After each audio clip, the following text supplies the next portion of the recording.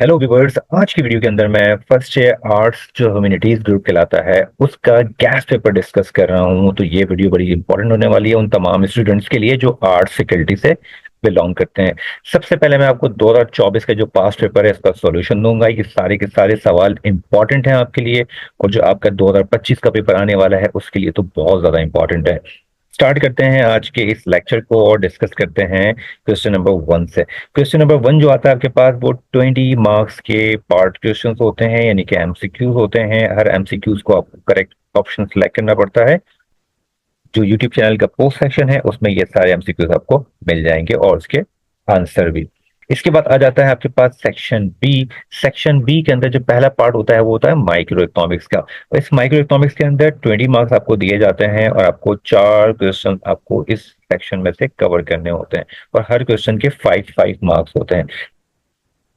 सबसे पहला सवाल था आपके पास law of diminishing marginal utility का आपको डिफाइन करना है। अगर आप चाहते हैं डिटेल में इस टॉपिक को समझना तो मेरी ये वाली वीडियो को आप देख लीजिएगा, तो ये सवाल आपका बहुत ज्यादा आसान हो जाएगा। आप इसके बाद अगला क्वेश्चन था कि आपने माइक्रो और मैक्रो का डिफरेंस बताना है, इनके डिफरेंस यहाँ मौजूद हैं। इस सवाल के जवाब को अच्छी तरह समझना चाहते हैं तो ये वाला लेक्चर मेरा आप जरूर सुन लें, बहुत ईजी हो जाएगा आपके लिए इस सवाल को भी समझना। अगला सवाल था आपके पास कि आपको लॉ ऑफ सप्लाई को डिफाइन करना था, आपने यहाँ पे डिफाइन कर दिया। इस टॉपिक को भी आप चाहते हैं समझना तो मेरी ये वाले लेक्चर को जरूर देखिएगा, ये टॉपिक भी बहुत आसान हो जाएगा आपके लिए समझना। अगला सवाल जो था आपसे पूछा गया था वो था फिक्स कॉस्ट और वेरिएबल कॉस्ट का डिफरेंस बताएं।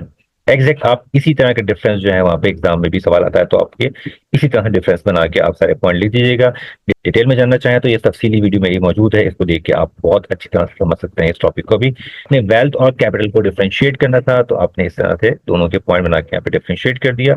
इसके बाद सवाल जो आपसे पूछा गया था वो पूछा गया था कि आपने इकोनॉमिक्स की जो स्टडी है उसके क्या एडवांटेज और क्या उसकी डिसएडवांटेज है।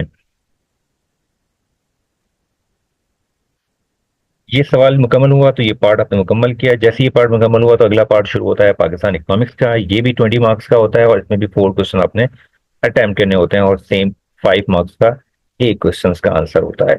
सबसे पहला सवाल था कि आपने जो पाकिस्तान के रिसोर्सेज हैं पावर रिसोर्सेज वो बताने हैं, तो 2 कैटेगरी में आप डिफाइन कर दिया पावर रिसोर्सेज को और फिर उनको वन वन लाइन में डिफाइन कर दिया। इस तरह से अगला सवाल आपसे था कि what are the basic economic problems of Pakistan. तो जो बेसिक इकोनॉमिक प्रॉब्लम्स थी उसकी लिस्ट डाउन कर दी हैं। इनमें से 5 से 6 पॉइंट जो ज्यादा आसानी से आप याद कर सकें वो याद कर लीजिएगा, और ये 5 6 पॉइंट आप एग्जाम में अगर ये सवाल आएगा तो आप वहां पे लिख दीजिएगा।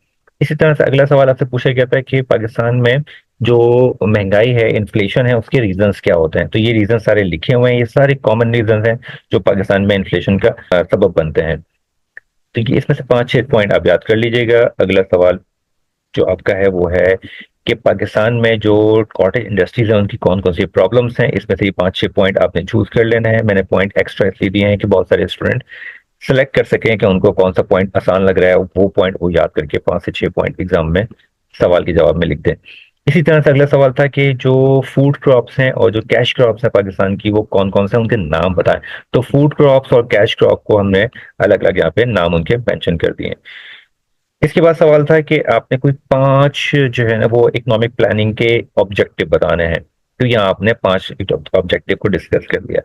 ये सेक्शन बी के बाद सेक्शन सी स्टार्ट हो जाता है, और सेक्शन बी के अंदर जो माइक्रो पार्ट है वो भी 20 मार्क्स है, और आपने सिर्फ एक सवाल आपने इसमें अटेम्प्ट करना है। तो जो क्वेश्चन क्वेश्चन 4 का ए जो है इसमें लिखा है कि आपने डिफाइन करना है इलास्टिसिटी ऑफ डिमांड को। जस्ट 1 2 लाइन हमने डिफाइन कर दिया।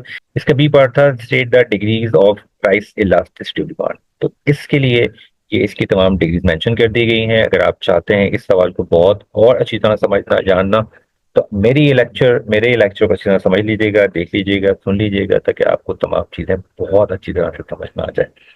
इसके बाद अगला जो आपका सवाल था जो कि चॉइस का था, क्योंकि एक सवाल आपको करना है, 4 करना था या फिर 5 करना था। तो 5 जो दिया था वो दिया था आपके पास परफेक्ट कंपटीशन को डिफाइन करना था, आपने यहाँ पे डिफाइन कर दिया आपने। इसके बाद कहा गया आपसे कि जो परफेक्ट कंपटीशन के अंदर शॉर्ट रन इक्विलिब्रियम होता है फॉर्म का वो किस तरह से जो है वो अचीव हो सकता है। तो इसके लिए मेरे इस लेक्चर को जरूर देख लीजिएगा ताकि आपको तमाम चीजें बहुत अच्छी तरह समझ में आ जाए, क्योंकि ये सवाल अक्सर स्टूडेंट को मुश्किल लगता है। तो मैंने बहुत आसान तरीके से पूरे इस लेक्चर में इस टॉपिक को कवर किया है। टोटल अप्रोच के जरिए से आपने डिफाइन कर देना है, एक डायग्राम यहाँ ड्रॉ कर दीजिएगा। इसके बाद जो मार्जिनल अप्रोच है उससे भी आपने एक डायग्राम को ड्रॉ कर देना है, तो ये आपका सवाल का जवाब मुकम्मल हो जाएगा। इसके बाद पाकिस्तान इकोनॉमिक्स के अंदर जो लॉन्ग क्वेश्चन में से एक सवाल आपने करना होगा, उसमें 6A का जो पार्ट है वो लिखा हुआ है कि आपने रीजन बताने हैं कि किस तरह से क्या वजूहत है कि बैलेंस ऑफ पेमेंट पाकिस्तान में अनफेवरेबल होता है। तो इसकी सारी रीजंस जो है यहाँ मौजूद हैं। ऐसी डिटेल मेरी इस लेक्चर में मौजूद है। अभी लिखा हुआ है कि बीओपी अगर बेसिकली बीजा में तो किस तरह से इसको इम्प्रूव कर सकते हैं, कुछ सजेशंस हैं तो गवर्नमेंट को दें। तो वो सारी सजेशंस एडवाइसेस जो है यहाँ पे मेंशन कर दी गई हैं, और ये भी इसी लेक्चर में जो आपने अभी सुना। अगला सवाल आपके पास है वो है 7A। वो उसमें कहा जा रहा है आपसे कि पाकिस्तान में जो पर कैपिटा इनकम है वो लोग जो है वो इतना ज़्यादा कम क्यों है, उसके रीजंस क्या है। तो ये सारे रीजन यहाँ मेंशन कर दिए हैं, क्योंकि ये लॉन्ग क्वेश्चन है तो आपको यहाँ पे 7-8 पॉइंट्स आपने लिखने पड़ेंगे। इसके बाद पर कैपिटा इनकम को इम्प्रूव करने के लिए कौन कौन सी सजेशन या एडवाइसेस होती हैं, गवर्नमेंट किस तरह से पर कैपिटा इनकम को इम्प्रूव करती है, तो उसका पूरा जवाब यहाँ पे मेंशन मैंने यहाँ कर दिया है। तो ये 2024 का पेपर मुकम्मल हुआ, जो कि गैस पेपर का पहला पार्ट था। गैस पेपर का पार्ट 2 जो है वो 2023 का पेपर है, वो भी हम सॉल्व कर लेते हैं, और आज के इस गैस पेपर को हम मुकम्मल कर लेते हैं। 2023 का पेपर आपके सामने है, जो कि गैस पेपर पार्ट 2 होगा। इस पेपर की खास बात ये थी कि ये पेपर जो है वो ह्यूमैनिटीज ग्रुप के साथ साथ जो साइंस जनरल ग्रुप है, यानी कि जो कंप्यूटर साइंस ग्रुप है, उसमें भी यही पेपर आया था फ्रेश कैंडिडेट्स के लिए। तो वो दोनों ग्रुप जो है वो इस पेपर से अच्छी तरह से तैयारी करके एग्जाम में अपेयर हो सकते हैं। सेम इसी में उसी तरह से 20 मार्क्स से एमसीक्यूज है, जो सेक्शन ए कहलाता है। ये सारे एमसीक्यूज मैंने अपने पोस्ट सेक्शन में अपलोड कर दिए हैं, वहां से आप इनको देखकर जान सकते हैं और समझ सकते हैं। कोई क्वेरी हो तो कमेंट सेक्शन में मुझे जरूर मैसेज कर दीजिएगा, ताकि मैं आपकी उस कंफ्यूजन को कमेंट सेक्शन में रिजॉल्व कर सकूं।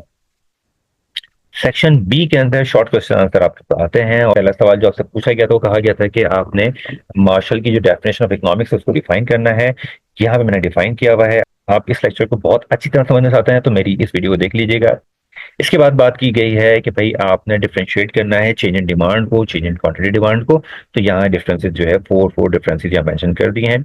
इस टॉपिक को भी आप चाहते हैं बहुत अच्छी तरह आप समझ सकें, तो मेरे इस वाली वीडियो को देख लीजिएगा। ये टॉपिक बहुत आसानी से आपको समझ में आ जाएगा।